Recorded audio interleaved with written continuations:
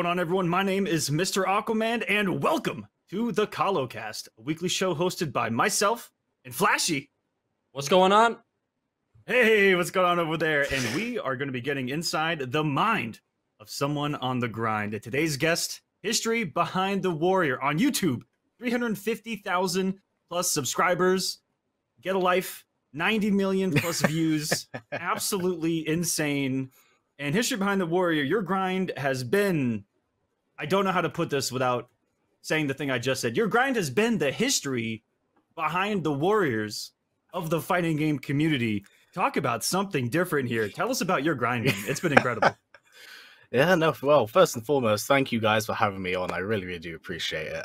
It means a lot to me, especially because of all the stuff you do for the community too. But yeah, on the topic of like grind with YouTube and content creation, I've been doing this now for about, I think what is about 6 and I think coming up to a half years. And what's quite funny about it is that I literally started the channel as a music student with basically no interest in music and a very big form of interest in Mortal Kombat. So my somewhat passion in music that died a little bit because of my surroundings at university was really all pushed into content creation. And I actually started first and foremost in Mortal Kombat X, because I remember before I got to university, there was the early release trailer, was Scorpion against Sub-Zero in that forest. And after the two clashed, I started to gain a new form of interest in video games, because I grew up in a super strict household. They didn't have video games around too much, but I always loved Mortal Kombat. And actually, when I did go over into music, I studied to be a Foley artist for like video games in general. And for those of you who haven't met me in person or don't really know me, I have a thing for like cracking bones. So when I actually did the sound and audio replacement for Mortal Kombat 11, I actually was cracking my knuckles in sequence with the bone crunches to actually sync up with it, which is the complete wrong way to do it. You're actually supposed to use celery. Celery is much better. Don't do that to your hands. Don't ruin your hands like I did. But from there, I played around with Mortal Kombat for about 1.5 years. Then I dipped my toes in, I think it was Street Fighter. Then I came over to Tekken, because Fated Retribution finally got a release date with Injustice. I put my feet in Soul Calibur. I've done a fair bit of Darkstalkers to kind of like celebrate Halloween and the origins of that series, even though it's kind of like under the rug right now. But since then, it's like it always comes back to Mortal Kombat, you know, that's where my home is first and foremost. And it was only kind of natural for me after I did content creation for so long and I felt very comfortable with a microphone to kind of make that jump into commentary, because it actually helped me as a player learn so much more about the game that I didn't quite understand when I had first started back in 2015. Yeah, I want to go back. I have so many questions about YouTube because you've been somebody that's crushing it. But before we get there, I just have one question. So you said you grew up in a pretty strict household, not a lot of video games around. Did you used to like sneak out and maybe like go to friends' houses, and that's how you discovered Mortal Kombat? Was it YouTube videos? Like, what did you do to get your Mortal Kombat fix? How'd you even like find it out if you were in a house with no video games at all? That's a really funny thing in that sense. When I was 6 years old, I remember sitting in front of the TV, right? And I think it must have been a few years after the movie had come out, like the original 1995 movie. And I was sitting there absolutely mesmerized with what was going on with these characters. And then there's this dude flexing only to get like, yeah, like there's the guy that flexes super hard in front of Sub-Zero and then goes for a flying kick and gets frozen and explodes. Oh, and my parents saw that. So good. And then they turned off the TV and they were like, no, we're not watching any of that. And like that, I was like, that's what I want to do for the rest of my life. That. Yeah. Nice. I want to be like, I actually had real quick, I had a really similar experience, only in the opposite in parents. My mom rented it from Blockbuster, brought it home, and was like, fuck yeah, that was incredible. Let's go. All right, Mom, let's go. It was kind of the complete opposite. My mom was a gamer and actually kind of got me into that stuff and kind of started my journey there. That's amazing. I envy you in that sense, because my parents were like total like boomers in that sense. My mom didn't really understand, you know, my mom came from because I'm half Thai and half English, so my mom's from the eastern side of things, but they aren't quite as privileged as the western side of things. My dad just, it was like one of those old things where old man screams at cloud because he doesn't quite understand. So he didn't like the idea of me, like, this form of technology that exists. Like, it was kind of crazy in that sense. But like hell did that ever stop me. So from that point onwards, I think it was around the era where the Xbox and PlayStation started to come out as well. We're going back to original Xbox on the PS2. I went over to my friend's house, and my first actual game series that I got into was actually Halo. So I fell in love with that series for a long time, and Mortal Kombat kind of faded out of the picture till I was a teenager. And then I played a little bit of Deception during my summer holidays when I went up to Scotland. That's the thing, right? Those are some good old days right there, man. Glory days, dude. The sad thing is that I actually missed those games because I didn't have a console. Deception was like a kind of really hard push into this universe, and was like, I have no idea what's going on, but everything here is super cool. So I just kind of played the game terribly. And then I was really kind of engrossed into the series with what it was and the kind of mix and blend of both Eastern and Western culture and like this hyper fighting fantasy thing. Because I actually have growing up, I did a lot of sports and I did a lot of martial arts growing up. So naturally, I was really, really drawn to doing it. So when I saw that, I was like, yeah, this is super cool. And then we get the announcement for Mortal Kombat 9. And it's funny that you mentioned that, Flash, about did I go over to my friend's house or did I sneak anything? I got my friend's mom to go to the store to buy me MK9. Yes. And I didn't have a console menu, so I just had the disc. Like, I want the game. Just had the disc. Just walked in with the Holy Bible and just read the... Back when games came with booklets, you could actually read, by the way. Yeah, the little booklet, dude. Yep. And I remember, awesome. Basically... anyone else's house, I'd go over. I'm like, "Hey, you ever seen this?" And then I'd proceed to like get into the game. And I remember I was so bad at fighting games at the time. It took me so long to finish the story mode of 9. And by the time I got to the end of it, I was like kind of heartbroken because all the characters I thought, yeah, this is super cool, and I played it before I finished the story mode, were all dead. And I'm like, wow. And what's crazy is most of them probably at once. If you guys haven't gone back and played Mortal Kombat 9, which I guess you probably have a YouTube video on, history. Yeah, there's plenty. Trust me. I imagine you could do a few of the red weddings of Mortal Kombat. Is a scene that I'm pretty much referring to. But I've got a question for you, because Mortal Kombat is a game that surprisingly is like incredibly rich in lore and the world that they've built throughout all of these games and movies and different media. We're absolutely spoiled nowadays of what could potentially be. But was that what you kind of had the most interest in, especially when building content? Was when you played this, were you just so attached to the characters, you were like, oh man, these are so well done, and you wanted more people to know about it and to connect with them, perhaps? Yeah, it was a bit of something like that. So originally, what came from me getting into content creation, kind of falling a bit more in love with the universe, was the fact that at the time on YouTube, this goes back this is definitely early 2015, the Mortal Kombat release date was like officially done. We knew when it was coming out. And I was like, all right, there's a bunch of really cool characters here, but I don't know too much about them. And I know there's been tons of previous games, but I don't have them at my fingertips. So let me look up a video about it. And I couldn't find a video about it. A video that was the next sentence. There we go. Yeah, yep. It simply did not exist. And in my mind, I thought, and I can't be the only person in the planet who's searching this. I am one of those people. I will go on YouTube and I will search up lore of a lot of video games that I play just to simply learn, because there is an audience out there for it. And I'm jumping on it early. Beautiful stuff. Continue. Yeah, it was completely out of luck and surprise, because I put out the video and I thought to myself, let's just see how this goes. You know, I was in university. I wasn't enjoying my time at university. So it took me like a week to write that script, 2 weeks to learn how to edit, and then make the video terribly. Might I add, I will not go back and watch any of those videos. But I put it Every together. content creator ever after so many years. It the first year of content, I can't watch it. I bet you. I love what I did, but I'm like, oh.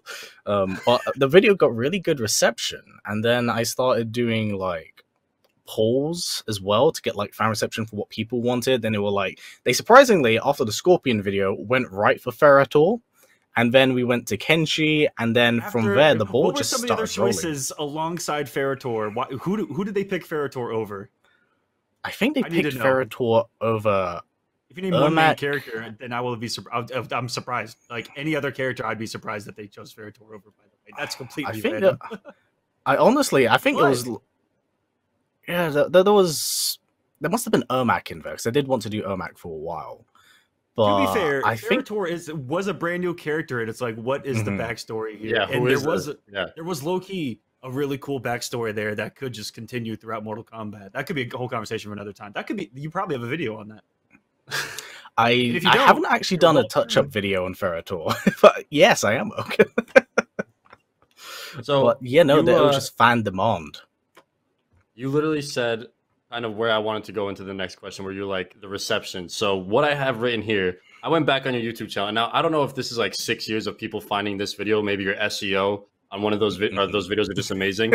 But a lot of your videos, within like your first like 3 like layers of videos, your 3 weeks of videos, whatever it was, they are massive. I'm talking between 600,000 to 1.6 million views. And these are some of your first videos that are on the channel. Now, I don't know if you deleted all the old ones and that's where you started, but some of your very first videos on your channel have upwards of 1 million views. Now, I want to know, what was that like to just pretty much start it, see how it does, and just absolutely these videos skyrocketing? To you, were you like, oh, this is normal because you didn't really know anything else because these are your first few videos? Or were you like, dude, I got something here? Like, what was your mentality when you're like, yo, these videos are exploding right now? And then they're your first few. That's what's crazy. Yeah. That's actually the best way of putting it, honestly. How to put this? I had such positive reception from it that I was honestly surprised. Like, I knew that I had an idea there, and it was all a matter of how I executed it. And it just came over a course of time where maybe it was like 3 or 4 months into it, where the viewership was consistent, people were interested, and the game was on fire as well, because, you know, it was unintentionally very... Yeah. It lit a bonfire for the Mortal Kombat community, both casual and competitive, both. You're right.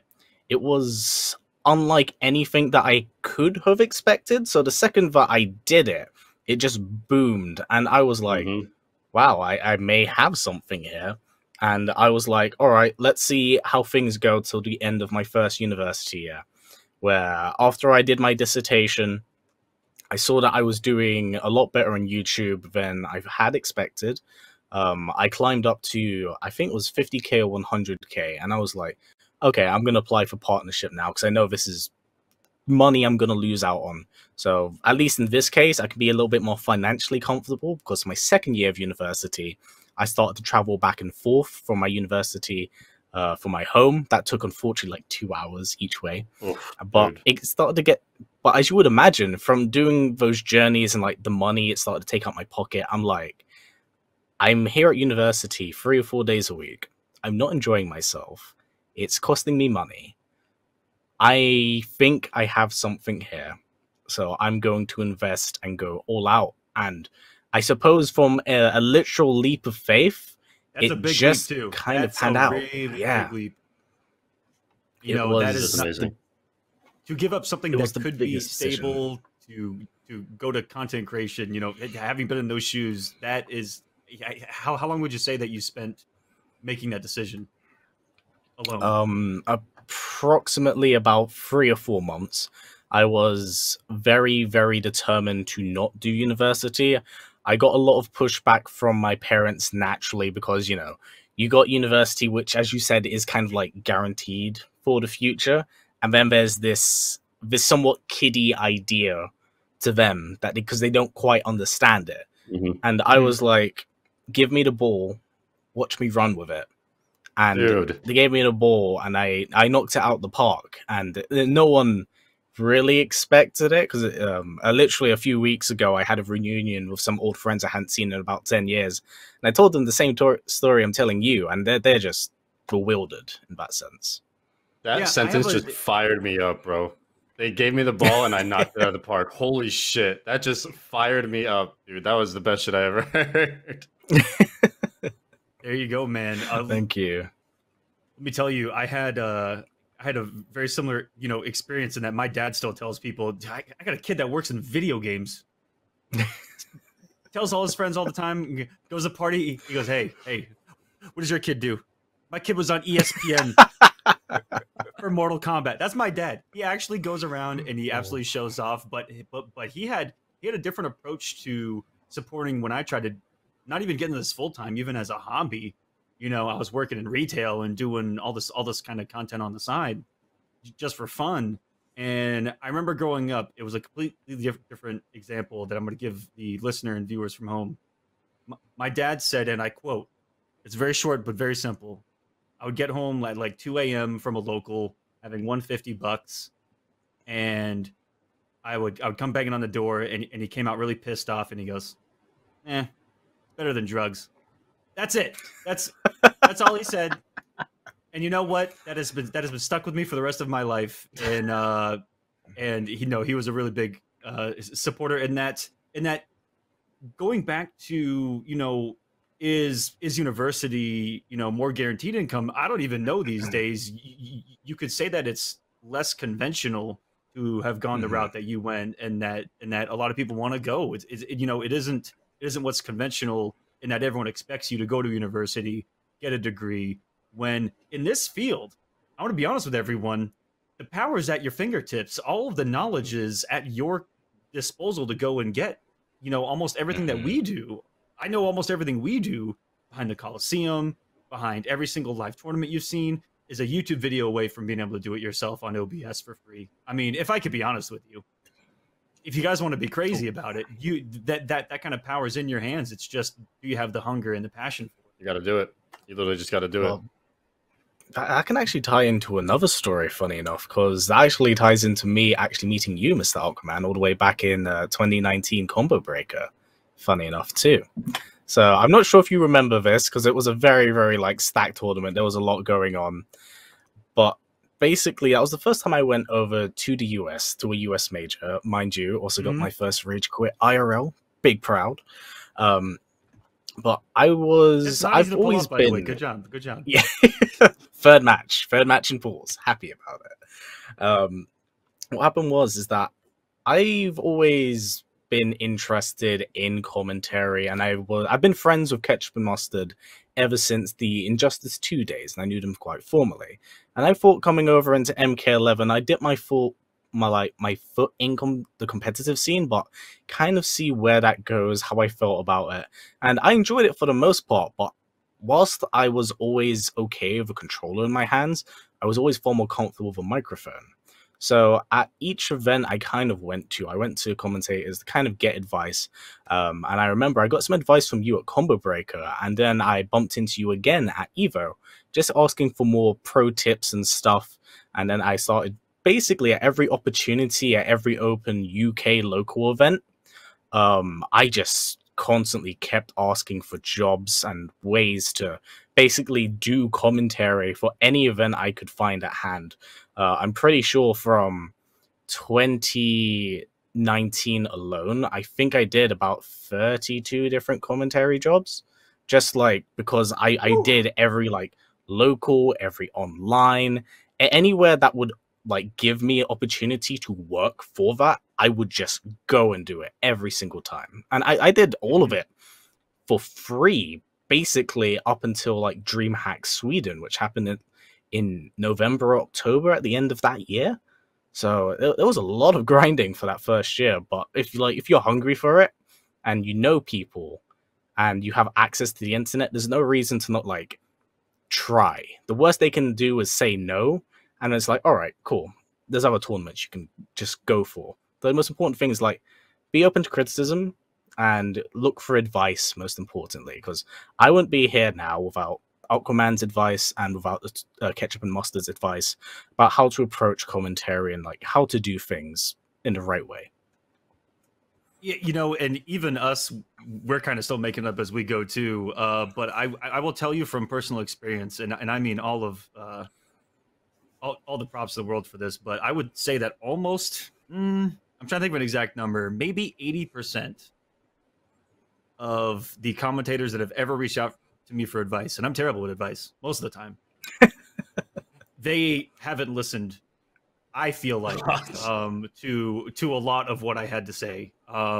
You know, and to hear that it actually helped you out is actually really cool, because, you know, some of the best people to listen to are the people that have been there, done that, have been through the shit, and have made out the other side pretty decent, because it is a grind, like you talk about. You know, even myself, you know, as having a larger name in commentary, I'm still commentating every event I can to try to stay as active as possible, to stay as, you know, up to date with everyone as possible, because this is what I love as well, man. And once you're hooked, once you have that passion for it, right, it's game over. It's, you know, and the sky's the limit. So that is incredible. What helped you, you know, transition from, again, going back to the beginning of this conversation, but you kind of brought it up in that somewhere in the the Injustice 2 era, you got in with the twins and then started to get involved with the competitive side of things. And how did that start? You know,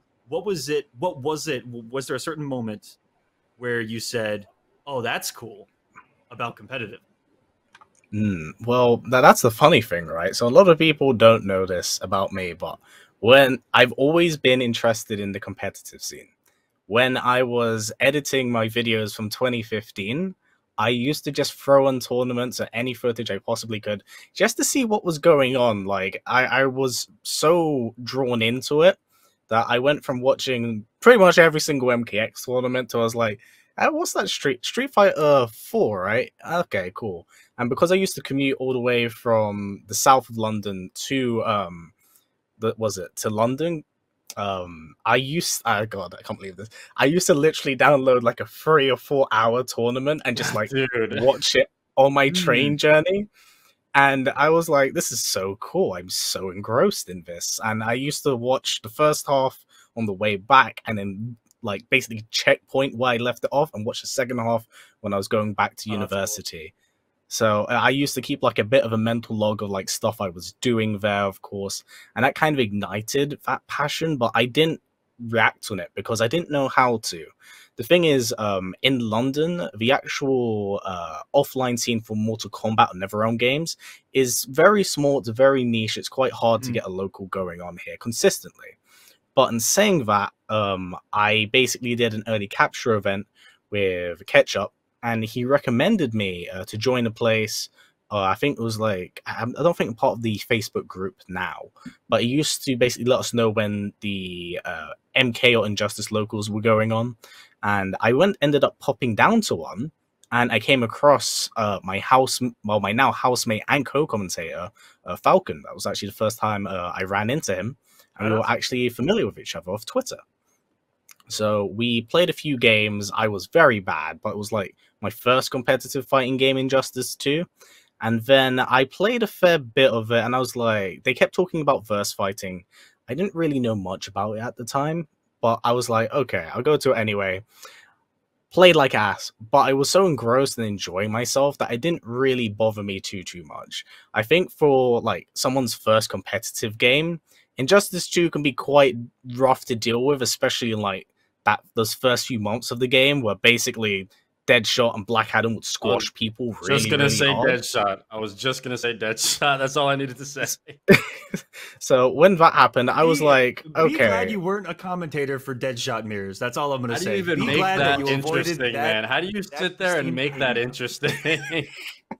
You drink like a lot draining of alcohol blood from a stone, and you just make random noises. I'm telling you this from experience. That's how you. Oh god, you poor soul. It's actually quite funny because I remember it was like verse fighting top 8 as well. We had like a Deadshot mirror match, and we were watching it, and I was like, "This doesn't look very fun to commentate, nor is it to watch." And I was like, "I'm sorry, people in the microphone. This must be just brutal for them, man. I But think off the I remember one real quick. I remember one on a really big stage, and I remember everyone actually did what I felt was the best thing possible. We all just memed the hell out of it, and so everyone in the crowd was like, "Yeah, shoot him, motherfucker! Bang, bang, bang, bang, bang, bang!" Like that was all of us in the crowd. The commentators were like, "Oh, guess what's coming up? Another gunshot!" You know, like little things like that, just to try to make it exciting for people. Those are you got to make the best you can, right? But yeah, it was off the bat. I actually took a little bit of a break from that because I was like, I jumped into the deep end here. I think I'll wait till the next MK game till I get comfortable and then see what I can really do with that. Because I had like a good understanding of fighting games around that point. Not quite so in depth as I would have liked, but a basic grasp. And then they announced Soul Calibur 6. And Jesus Christ, was this absolutely brutal. So what happened was that they announced Soul Calibur 6, and then the UK Bandai Namco had invited me, as well as some pro high-level players and some content creators to go film some stuff. And the thing is, I was actually friends with the community manager at the time, who was a fighting game guy, who would invite me every single week to basically capture footage, which sounds great, right?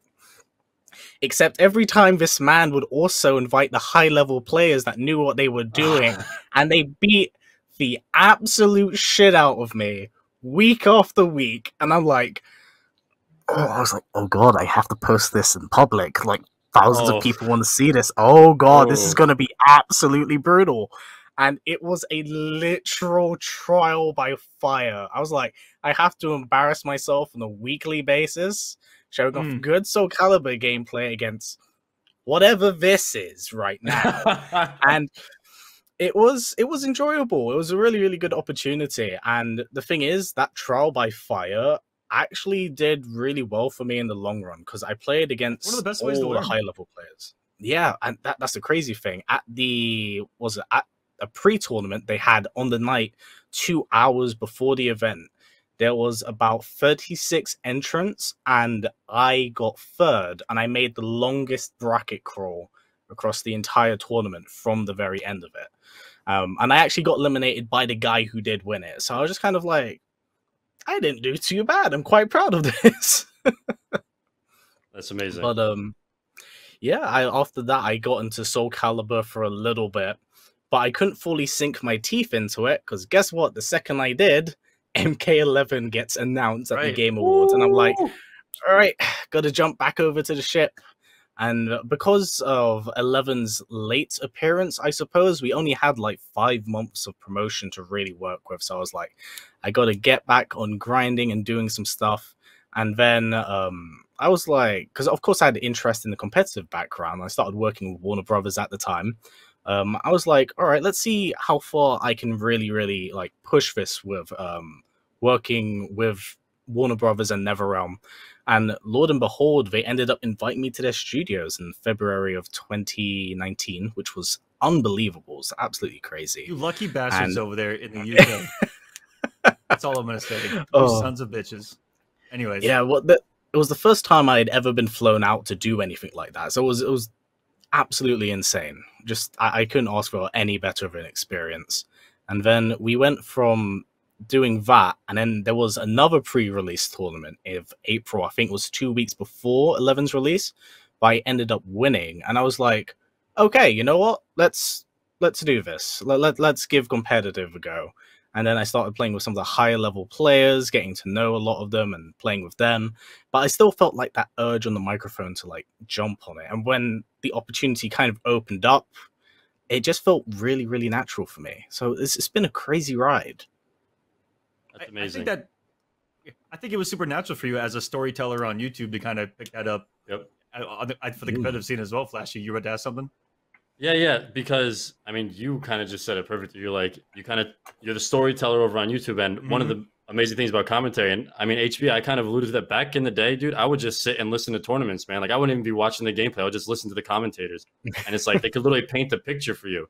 So I assume that, yeah, all the skills you got from all the YouTube videos you made, just that's why it transferred over to you being such a great commentator, because you're painting this picture live for these people as opposed to painting the picture in a pre-recorded situation. But I actually had a question not in regards so much to the competitive scene, but more to the YouTube side of things. You know, you hyper focus in on this idea of Mortal Kombat lore, right? And the thing that I always think about when somebody like laser focuses on a certain topic for their YouTube channel, how do you kind of mitigate the idea of, oh shit, I might run out of content? There's 76 Mortal Kombat characters. Yeah. Did you ever think like, what am I going to do when I go over all of them? And you've kind of, you know, been talking about, you went over to Soul Calibur and some other games like that. And at the end of the Kolosseum, you said you might switch over to like some God of War lore. Is that kind of mitigating the idea that, you know, I've done a video on every Mortal Kombat character? Or is it just like, whatever I love at the time, I'm going to make videos on, and I'll find videos to make? What's kind of your line, or where do you go with that? Like, yes, do that. War, do that. As soon as Ragnarok drops, dude, your channel's going to fucking oh man, yeah, you better skyrocket. Yeah. But yeah, so where's kind of your mindset? Did you do that to kind of avoid that issue of I might run out of content, or is it just like whatever I love, man, I'm going to find videos regardless? It's an interesting mix and blend. So for me, whilst I did talk about other fighting games, I always still talked about Mortal Kombat. And I've been talking about Mortal Kombat for about 6 years now. And I've commentated for it, I've done promotion for it, I've traveled across the world for it, and I couldn't be any more happier. But there reaches a certain point where I'm just kind of like, if I keep doing this on a weekly routine, I will drain basically my love for the series by compelling myself to feel like I have to do it every single time, you know? And I love Mortal Kombat. Maybe it's a little bit of burnout on my part, which is only natural. But I wanted to basically tackle something a little bit more, I wouldn't say newish, but fresh in people's minds, especially with the new God of War series, you know? Yep. I felt like it was a natural transition as well, seeing as he did appear in MK9 and fit into there like a shoe. Really, really good choice. So I felt like that was a good direction for me to go in.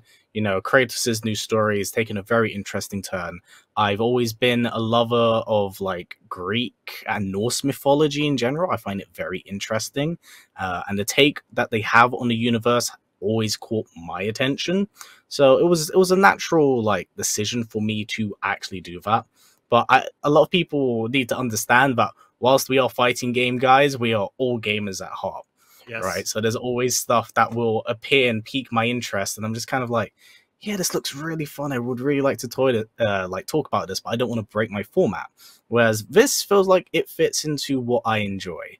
And the thing is with Mortal Kombat, I've talked a lot about Mortal Kombat, and I've unraveled things about Mortal Kombat that people wouldn't have ever really known about it. So 3 of the big ones that I'm very, very proud of was one I released this year was actually when I went into Mortal Kombat 9, and I basically opened up the files, data mined the game, and found out secrets in the game that existed in Mortal Kombat 9 that the public didn't know. Like, Mortal Kombat 9 was originally supposed to have brutalities.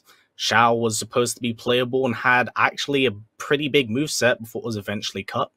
Kintaro and Goro were playable at one point. All the bosses had arcade ladder endings that did not actually get fully done. The announcer for Mortal Kombat 9 says Fujin, which possibly teased the idea of Fujin actually being DLC before Freddy Krueger got the guest DLC character treatment. A lot of people don't know that. I'm actually very close friends with one of the writers for Mortal Kombat 11. And Sean actually wrote the Mortal Kombat X comic book series, and originally there was planned to be 2 different seasons. The second season unfortunately didn't get greenlit, which actually featured Onaga as the main antagonist. So I had him actually come on. Yeah, the thing is, I had him come on the show. Yeah, they are really good. And the thing is, they set up basically Goro becoming the new vessel for the Dragon King Onaga. And there was all these ideas and tangents and threads that were not resolved. So he, yeah. Kotal was a badass. Kotal Khan was an actual badass. Real quick. Comic Kotal is just godlike. History behind the warrior. Should I call you history, Callum? Yeah, go ahead. Go ahead. This will be the quickest question of the night. Is Kotal Khan the biggest jobber in Mortal Kombat history? He is. You know, the worst part is that I just needed confirmation, man. I honestly just needed confirmation. He's like, yeah. He's like, yes. I think my man's takes harder L's than Baraka does. just because they put him on a pedestal. Like, we know what Baraka is, right? Baraka gets what Baraka is. With Kotal, we put him up on his pedestal. We beat him up by chapter 3 with Kung Jin. Kung Jin beats Doing the great. Emperor in chapter 3, and you're just like, what the fuck was the point of any of this? So, and the worst part is that you actually play as Kotal the previous chapter as well. So, like, you get W's and you get this one big fat L out of nowhere, and it's like, oh, that went well. So, yeah, there was a lot of stuff with the comic books I was really happy to bring to the forefront as well. And Kotal, once again, was pretty badass as well. He actually took on Goro Onaga, well, Gornaga, if you want to call it that.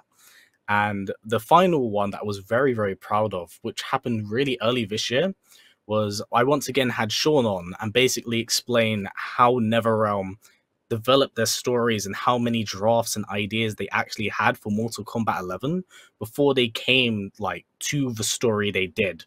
You know, they had so many different drafts, so many different ideas. There was a lot of inspiration from stuff like Castlevania. They had some stuff influence from possibly a time travel multiverse story where they bring in different ideas and concepts. An evil, older version of Dark Raiden, so that there was a contrast between the two different sides.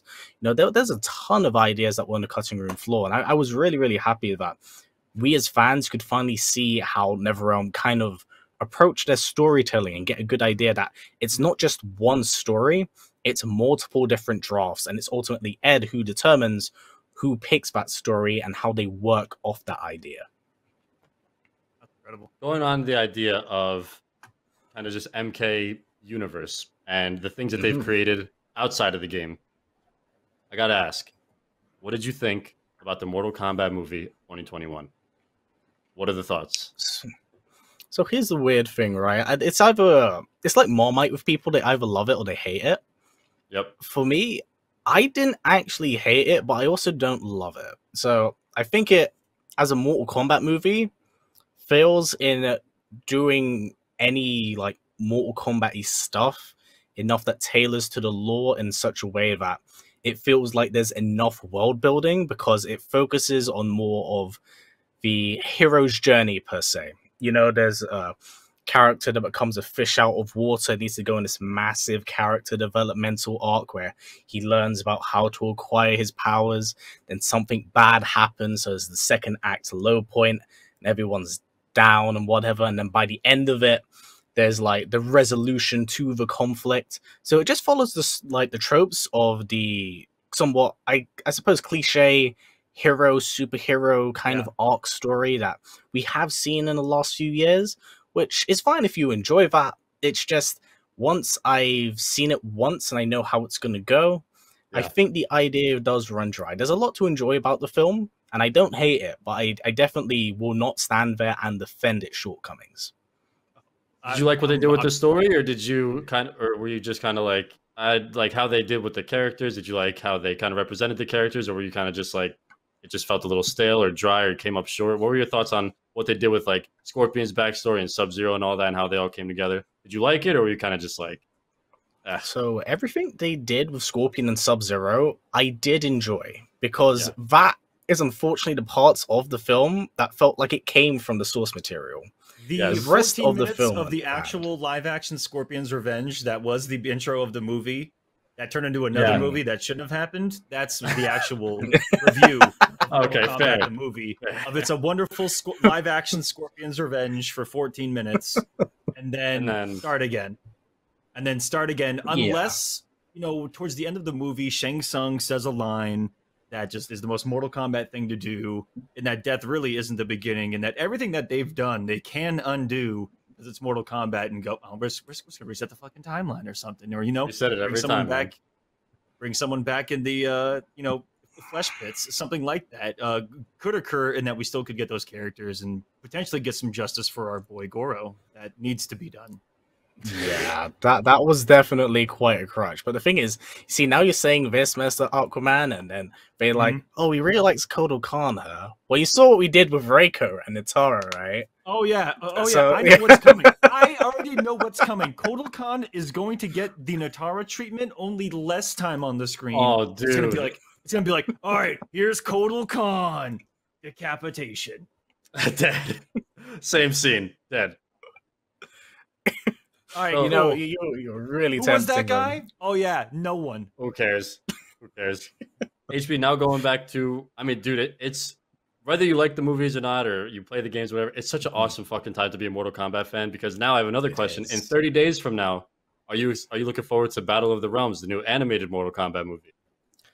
Dude, I'm so excited because whilst I admit Yes. Scorpion's Revenge is very, very fan servicey for Scorpion. Yes.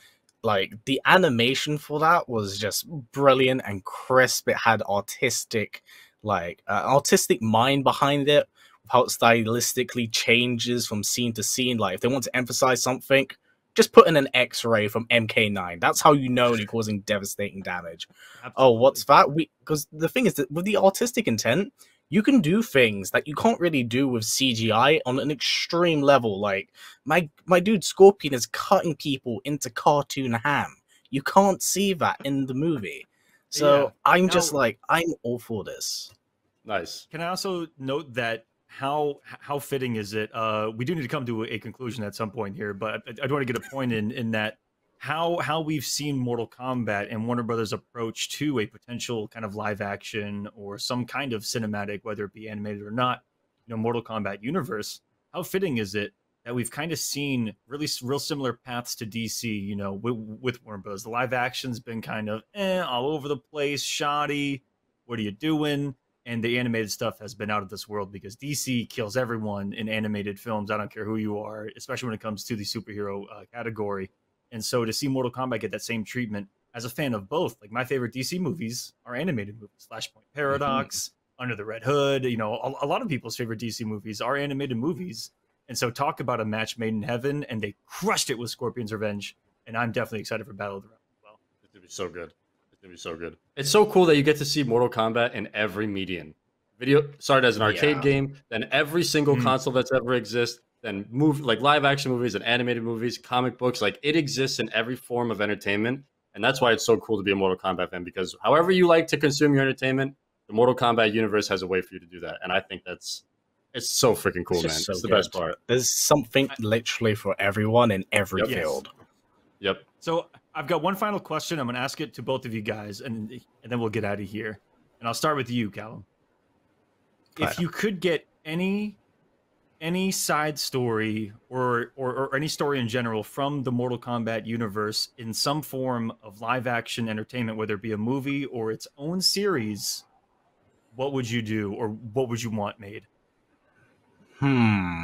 That's a really interesting. It's a deep question. It's a deep question. Am I allowed to have two or just the No. one? No. 50-50. You're a fucking Mortal Kombat player. Okay. All right, fine. So- fine. Give. So Give those, the give those. first one, I think, because we've always heard about it, but we've never actually seen it, would actually be the Fall of Adenia.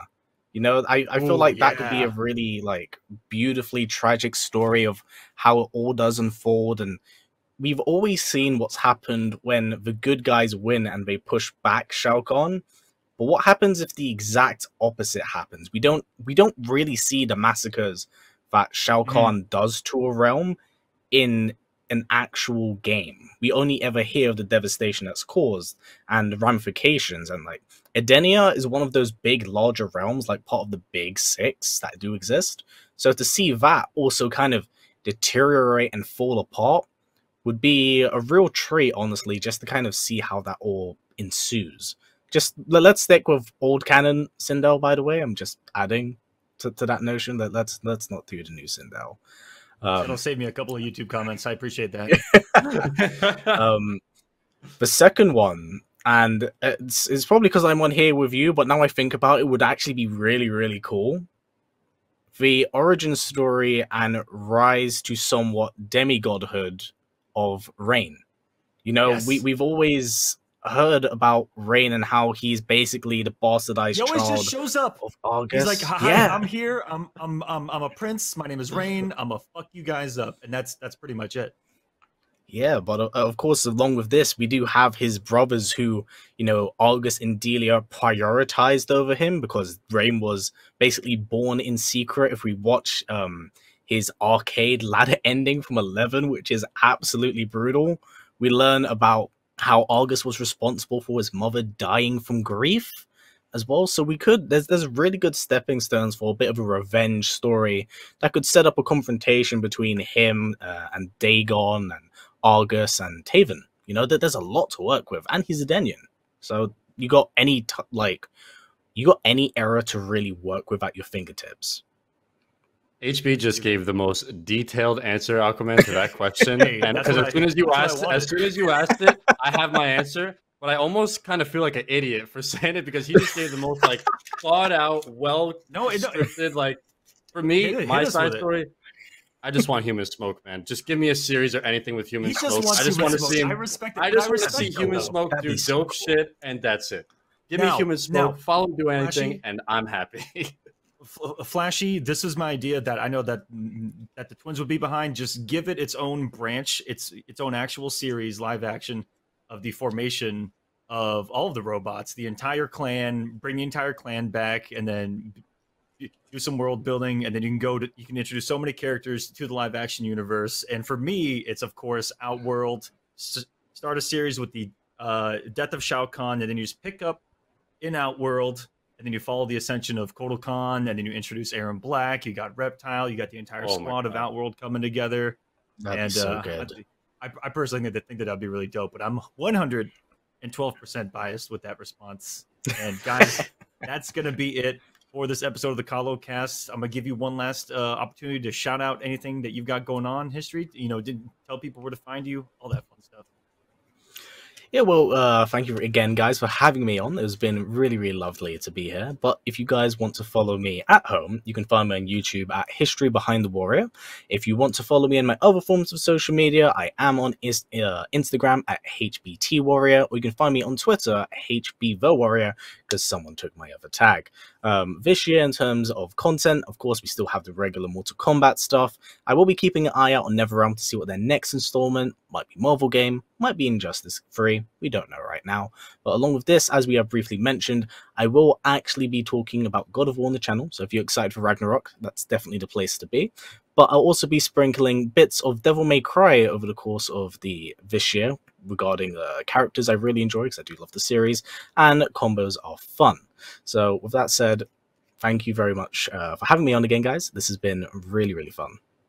Dude, this was awesome. The amount that I've learned about you and Mortal Kombat and everything, that just, like I said, that one sentence you said in the middle of everything, where you're just like, give me the ball and I'll take it. Like, I'm gonna run with that for the rest of my career on YouTube, man. That is like the selling point of all this. HB, it was awesome talking to you, man. It was awesome meeting you. Thank you. We appreciate you so much for being here. Everybody go give him a follow. All the links are in the description. Be sure to subscribe to the Kolosseum YouTube channel. We'll see you guys next week with another episode.